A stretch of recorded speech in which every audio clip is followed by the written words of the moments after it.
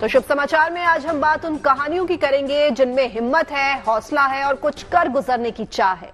2 दिन पहले यूपीएससी के नतीजे घोषित कर दिए गए। इन नतीजों में ऐसे कई नाम हैं जिनकी सफलता की कहानी बड़ी दिलचस्प है।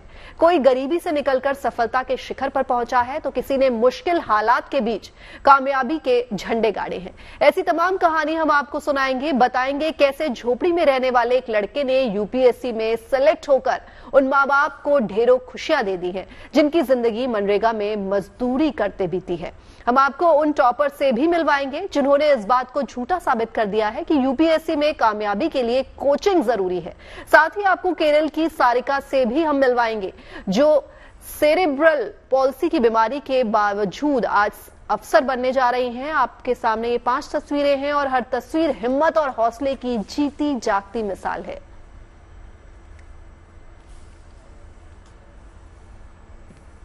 बुलंद इरादों को अगर मेहनत और लगन का साथ मिल जाए तो मुश्किलें कामयाबी की राह रोक नहीं पाती।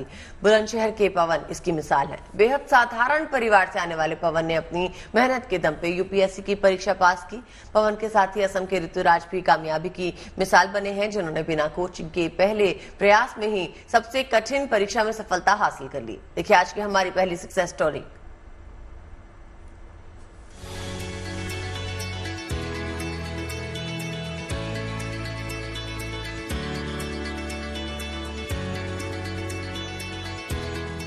बुलंदशहर के रघुनाथपुर गांव में छप्पर से बने इस घर में इन दिनों हलचल बढ़ी हुई है। बेहद साधारण से दिखने वाले इस घर से निकला है एक आईएएस अफसर पवन कुमार। पवन ने यूपीएससी की परीक्षा में 239वीं रैंक हासिल की तो परिवार वालों की खुशी का ठिकाना नहीं रहा। लेकिन परिवार की हालत देखकर अंदाजा लगाना मुश्किल नहीं कि पवन की कामयाबी का सफर कितना मुश्किलों से भरा रहा होगा।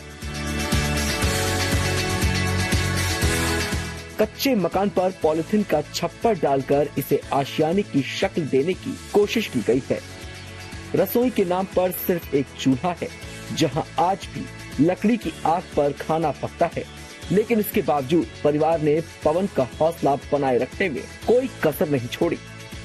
पवन को पढ़ाई के लिए स्मार्टफोन की जरूरत महसूस हुई तो पूरे परिवार ने मिलकर मजदूरी की और पैसे जुटाए। लेकिन इसके बावजूद वो पवन के लिए एक सेकंड हैंड मोबाइल ही खरीद पाए। मोबाइल उसको जो सेकंड हैंड दिवाया हमने, मेरी भैया नए की तो स्थिति नहीं है, तो 3000-3200 को आया, हमें तो बहुत महंगा लगो। ऐसे मानो जैसे 30 लाख 32 लाख को पढ़ो। सगरे बालक बड़े ने मेहनत करी, भाई आपको मोबाइल दिवाया, ऑनलाइन पढ़ाई बाहर पढ़ाई, जब जाए तो उसको मिलके तरह के लगा रहेगा, अपने हिले से पढ़ तो रहेगा। मोबाइल दिलाने के लिए पैसों के लिए मतलब कड़ी मेहनत करनी पड़ी हमें। हम 4-5 ने मिलके बहुत मेहनत करी, बहुत कठिनाई से पैसा इकट्ठा करा और उसे सेकंड हैंड फोन दिलाया पढ़ाई के लिए। सरकारी मदद से पवन के घर में गैस चूल्हा तो जल सकता है, लेकिन किसान पिता की सोच थोड़ी अलग है। वो सुविधाओं की बजाय अपने बच्चों की पढ़ाई पर ही सारा खर्च करना चाहते हैं। 2 बेटियां ग्रेजुएशन कर चुकी हैं और तीसरी 12वीं में पढ़ाई कर रही है। उज्ज्वला से कनेक्शन बन गए, मोदी जी ने दिए। अब उनके लिए पैसा नहीं, गैस के लिए बच्चों की पढ़ाई के लिए करें इकट्ठे, या 1100 में सिलेंडर भरवा में, इतने में एक बालक की फीस की व्यवस्था करें। यही हमारा तो यही महिला यही कोटी है जी। इसमें जब 2 बूंद हो तो भी सब नीचे यहाँ में, और इकट्ठे है जाए बारिश में, कि यहाँ कपड़ा भीज गए, यहाँ टपका पड़ रहा हो। माता पिता की ऐसी ही सोच बच्चों को उड़ान भरने के लिए हौसलों का पंख देती है, कुछ कर गुजरने की चाह पैदा करती है। असम के धुबरी में ऋतुराज शर्मा भी ऐसे ही हौसलों की मिसाल हैं। 23 साल के ऋतुराज ने बिना किसी कोचिंग के पहले ही प्रयास में यूपीएससी की परीक्षा में 462वीं रैंक हासिल की है। ऋतुराज की कामयाबी का सफर भी चुनौतियों से भरा रहा। जब वो 5वीं में पढ़ रहे थे तभी सिर से पिता का साया उठ गया। माँ ने नौकरी करके ऋतुराज की पढ़ाई का पूरा इंतजाम किया। असम में 12वीं तक पढ़ाई करके ऋतुराज ने दिल्ली यूनिवर्सिटी से ग्रेजुएशन किया और फिर यूपीएससी की परीक्षा में कामयाबी का मुकाम हासिल किया। कभी भी कुछ अगर मन खराब होता था, क्योंकि काफी टायरिंग एग्जाम है, तो बहुत ऐसा हुआ कि मन खराब होता था, पढ़ने का मन नहीं करता था, चैलेंजेस भी आते तो मम्मी से बात करता था। तो और मम्मी के अलावा मेरे काफी अच्छे दोस्त थे जिनसे मैं बात करता था, तो उन्होंने काफी हेल्प किया मुझे। पापा भी मेडिकल में सर्विस करते थे, लेकिन 2011 में उनकी डेथ हो गई थी और आज मैं मानता हूँ कि वो हमारे पास नहीं है, लेकिन मुझे ऐसा लगता है कि उन्हीं का ब्लेसिंग्स अभी भी मेरे पास है। कड़ी मेहनत, लगन और सपनों को पूरा करने की जिद ने ही पवन और ऋतुराज को कामयाबी की मिसाल बना दिया। इनके संघर्ष की कहानी इस बात की गवाही दे रही है कि बुलंद हौसलों के सामने बड़ी से बड़ी चुनौतियां भी घुटने टेक देती हैं। बुलंदशहर से मुकेश शर्मा और धुबरी से अजय कुमार मोरे के साथ bureau report, good news today.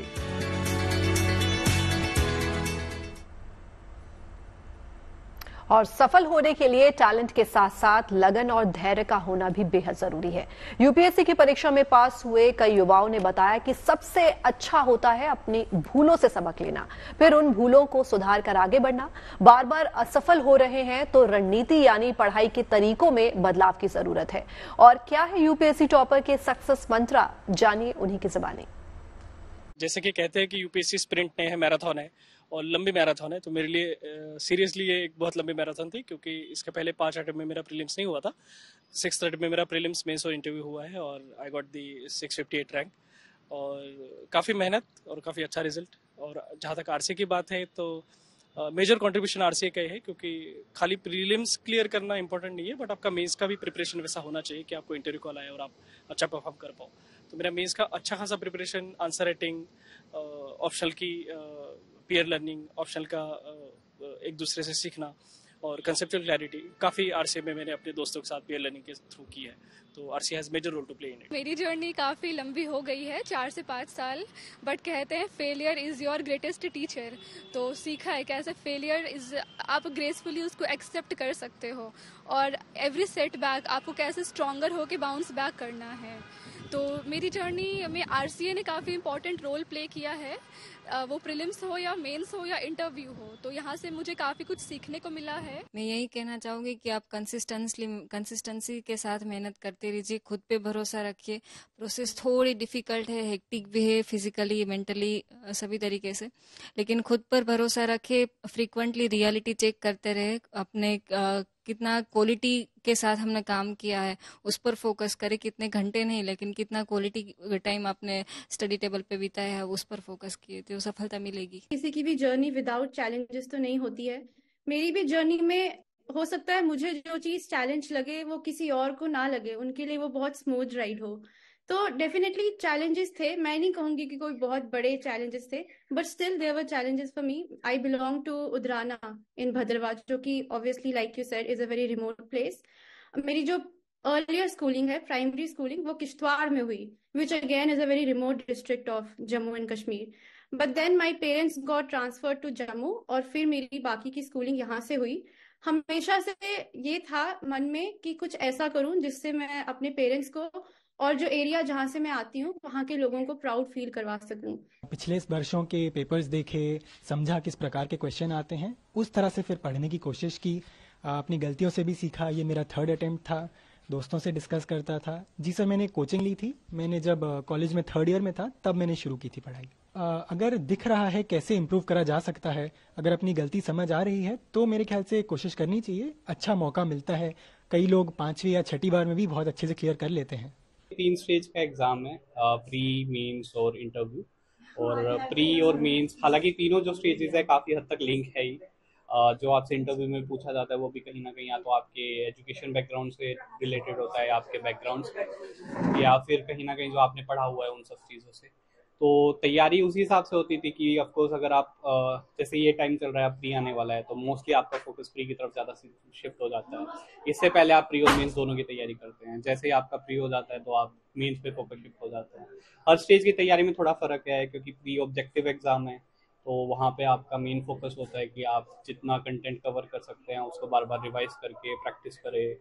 और मेंस के अंदर क्योंकि सब्जेक्टिव है तो आंसर राइटिंग का मेन इंपॉर्टेंट हो जाता है। और अब आपको यूपीएससी की परीक्षा पास करने वाले होनहार छात्रों से मिलवाते हैं जो भावी अफसर हैं। जमशेदपुर में रिटायर्ड सैनिक की बेटी ने यूपीएससी की परीक्षा पास की तो रेवाड़ी के एक टैक्सी ड्राइवर के बेटे ने अपने दम पर यूपीएससी क्रैक किया है। केरल की सारिका एके सेरेब्रल पॉल्सी से पीड़ित है, बावजूद इसके उन्होंने यूपीएससी में 922वां रैंक हासिल किया।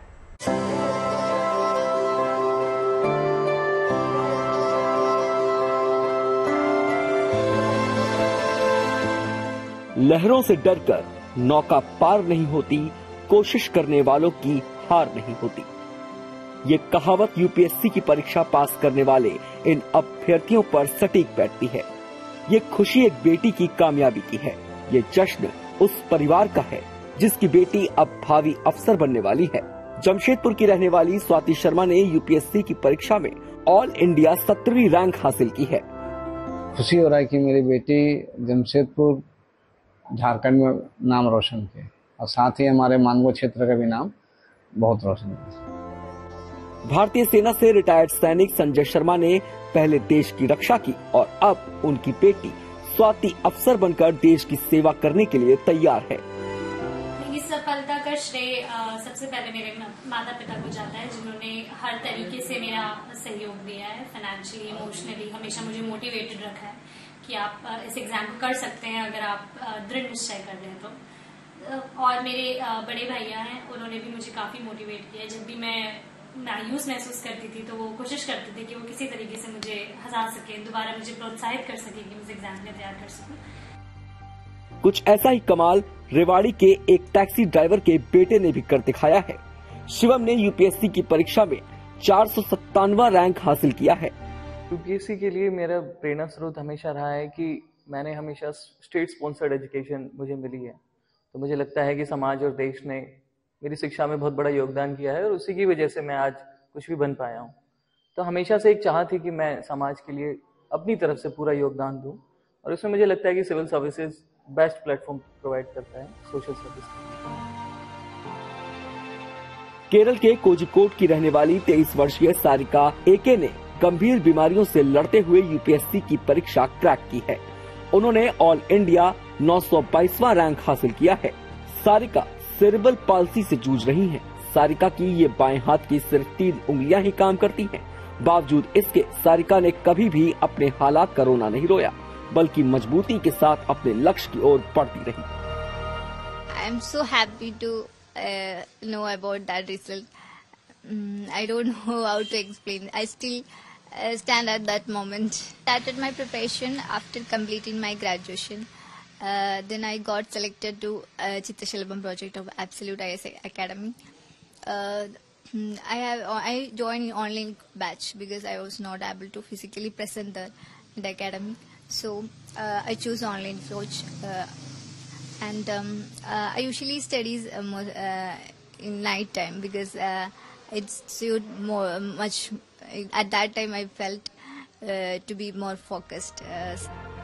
इन छात्रों ने ये साबित कर दिया कि मेहनत और जुनून से कोई भी लक्ष्य हासिल किया जा सकता है। यूपीएससी क्रैक करने वाले ये तीनों छात्र उन लाखों युवाओं के लिए प्रेरणा हैं, जो हालात से लड़कर मंजिल पाने का हुनर रखते हैं। जमशेदपुर से अनूप सिन्हा, रेवाड़ी से देशराज चौहान के साथ, कोझिकोड से शिवमोल केजी के साथ bureau report, good news today. तो लोकतंत्र में जनता ही उम्मीदवारों की किस्मत का फैसला करती है और यही लोकतंत्र की खूबी और मजबूती भी है। इसलिए लोकतंत्र में हर एक वोट जरूरी होता है। इसी थीम के तहत दूर दराज के गांवों तक पोलिंग पार्टी पहुंच रही है ताकि लोग कल अपने मताधिकारी का प्रयोग कर सके। कल यानी शुक्रवार को लोकसभा की 102 सीटों पर मतदान होना है। 21 राज्यों की 102 सीटों पर वोट डाले जाएंगे। इनमें तमिलनाडु, राजस्थान, उत्तर प्रदेश और उत्तराखंड भी शामिल है।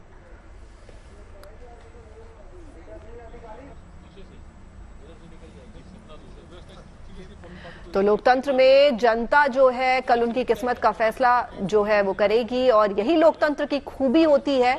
इसीलिए लोकतंत्र में हर एक वोट बेहद जरूरी और महत्वपूर्ण होता है। इसी थीम के तहत दूर दराज के गांव तक पोलिंग पार्टी जो है वो पहुंच रही है ताकि लोग जो है कल अपना वोट जो है वो दे सके, उसका प्रयोग कर सके। और कल यानी शुक्रवार को लोकसभा की 102 सीटों पर मतदान होना है। 21 राज्यों की 102 सीटों पर कल वोट डाले जाएंगे। इसमें तमिलनाडु, राजस्थान, उत्तर प्रदेश और उत्तराखंड भी शामिल है।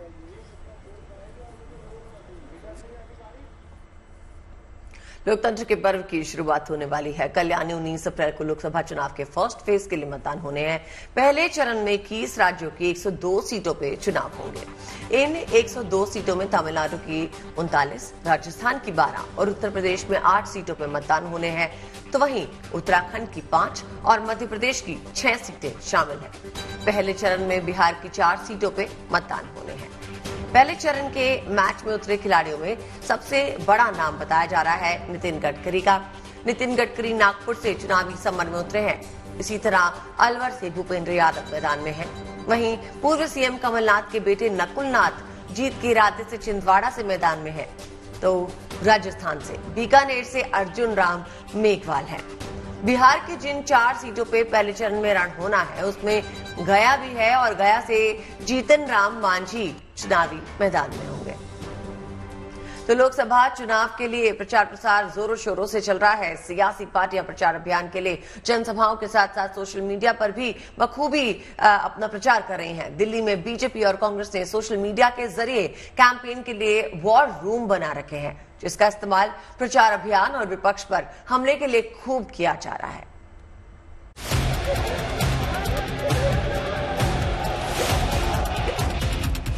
विचारधारा का चुनाव है।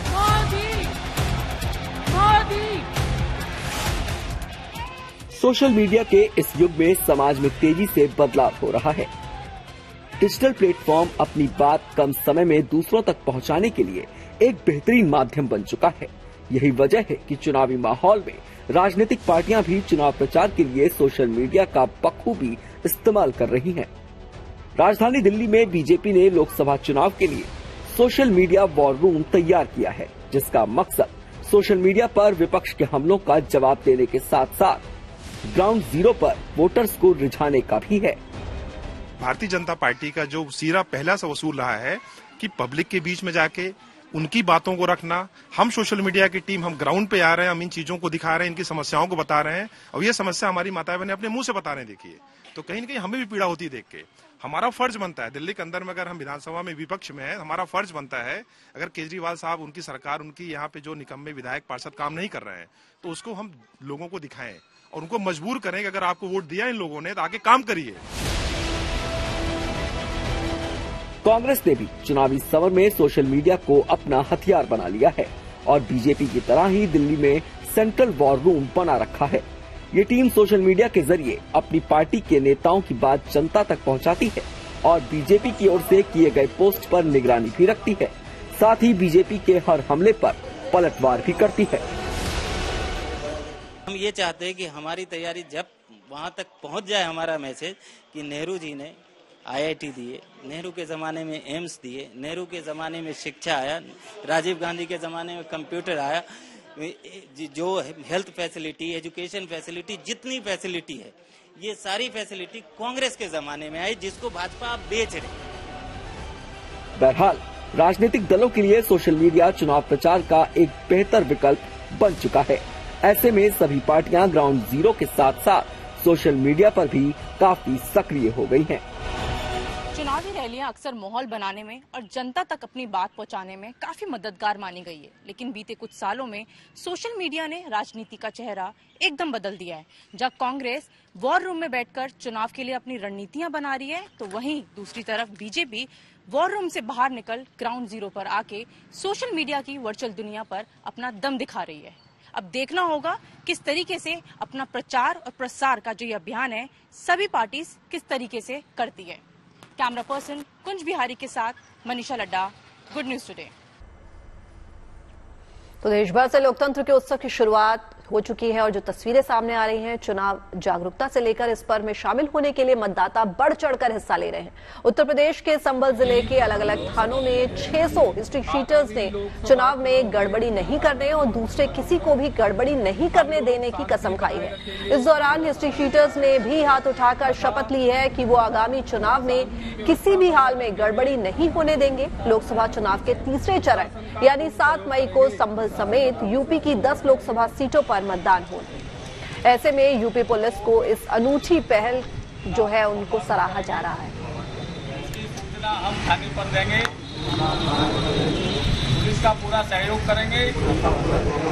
आगामी लोकसभा चुनाव को निष्पक्ष रूप से संपन्न कराएंगे। इस बात की हम शपथ लेते हैं। भाई कोई कथा बोलेंगे। हम लोग शपथ लेते हैं कि आगामी लोकसभा चुनाव में रामनवमी पर जब रामलला का सूर्य अभिषेक हुआ तो ये अद्भुत पल हर राम भक्त के लिए यादगार बन गया। इस सूर्याभिषेक के बाद देश के उन मंदिरों की चर्चा होने लगी जहां सूर्य की किरणें सीधे मंदिर के गर्भगृह को रोशन करती हैं। भगवान सूर्य को समर्पित देश के ऐसे ही 3 मंदिरों पे देखिए हमारी ये खास रिपोर्ट।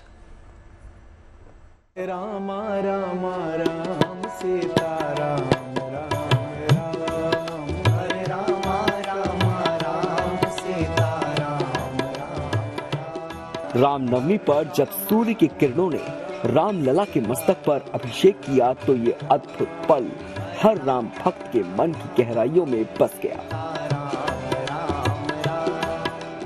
गर्भगृह का पर्दा हटते ही रामलला की जय जयकार होने लगी और सूर्य की किरणों से दमकता हुआ रामलला का मस्तक देखकर श्रद्धालु मंत्रमुग्ध हो गए।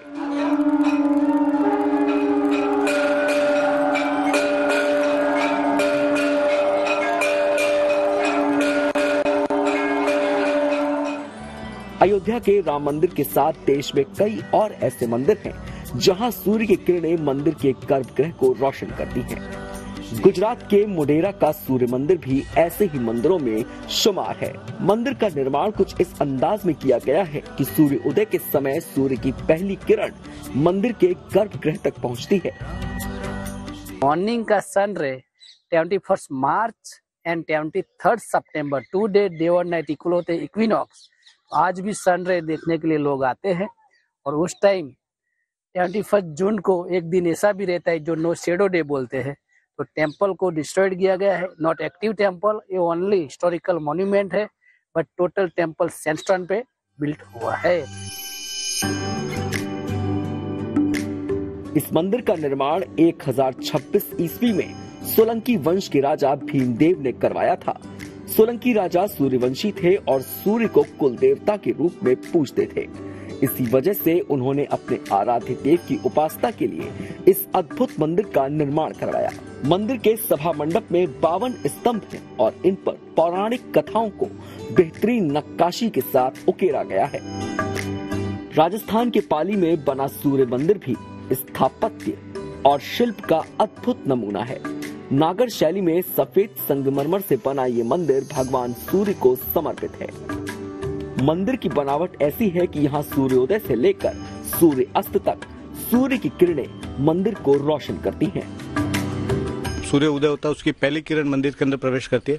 सूर्य उदय से लेकर सूर्य अस्त तक इस मंदिर में सूर्य भगवान की जो प्रकाश है वो पूरे दिन मंदिर के अंदर रहती है और इसमें विद्युत या लाइट की अभी कोई व्यवस्था जरूरत नहीं होती है। इसलिए इस मंदिर को पहली किरण मंदिर में प्रवेश करती है और सूर्य अस्त तक उस मंदिर की सूर्य की किरण मंदिर के अंदर रहेगी। महाराष्ट्र के कोल्हापुर का श्री महालक्ष्मी मंदिर किरणोत्सव के लिए विख्यात है। जिस दिन सूर्योदय के समय सूर्य की पहली किरण महालक्ष्मी की मूर्ति पर पड़ती है, उसी दिन किरणोत्सव मनाया जाता है। मंदिर की अद्भुत वास्तुकला का अंदाजा इस बात से लगाया जा सकता है कि नवंबर, जनवरी और फरवरी में तय तारीखों पर ही ये असाधारण घटना घटित होती है। 9, 10, 11 नवंबर, 31 जनवरी और 1-2 फरवरी में दक्षिणायन और उत्तरायण में साल में 2 बार यह किरणोत्सव संपन्न होता है।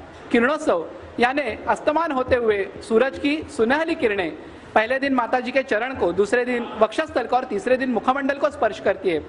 इसके पीछे 2 कथाएं बताई जाती है। लक्ष्मी विजय नाम के ग्रंथ के अनुसार जब माता जी ने कोलासुर का संहार किया तो उसका शरीर का जो आत्मा का तेज था वो 12 सूर्यों का स्वरूप लेके माता जी के अनुक्रम में चरण, वक्षस्थल और मुखमंडल का दर्शन कर आखिर में उनके चरण में विलीन हुआ।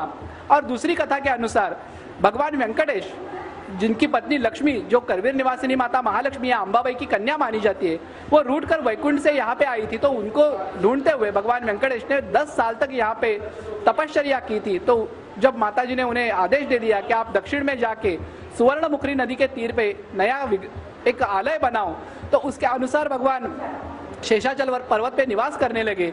तो उसी समय जब भगवान वेंकटेश का विवाह पद्मावती से तय हुआ तो उनको आमंत्रण करने के लिए, उस विवाह समारोह के लिए आमंत्रण करने के लिए भगवान वेंकटेश ने सूर्य नारायण को इस दक्षिण काशी करवीर में भेज दिया।